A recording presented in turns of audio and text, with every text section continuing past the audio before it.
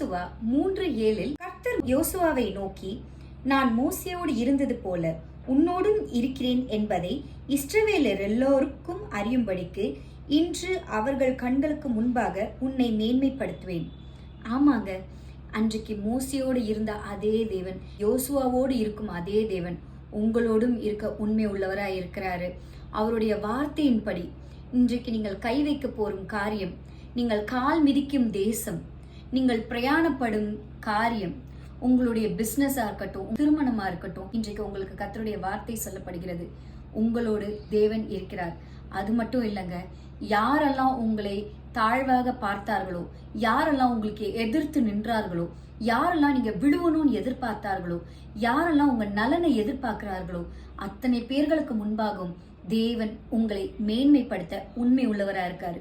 இந்த மாதம் தேவன் நீங்கள் கை வைக்கும் அனைத்தையும் வாய்க்கை செய்வார். வாய்க்கை மட்டும் செய்ய மாட்டாருங்க, நீங்க போகிற இடமெல்லாம், நீங்கள் கை வைக்கிற காரியம் எல்லாம், நீங்கள் பண்ணுகிற எல்லா வேலையிலும் கர்த்தருடைய கரம் உங்களோடு இருந்து மகா பெரிய காரியத்தை உங்களுக்கு செய்ய உண்மை உள்ளதா இருக்கு. அவருடைய கரத்தின் கிரியைகள் உங்களை நெகிழ விடாதிருக்கும்.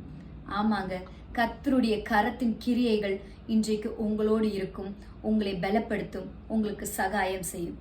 God bless you.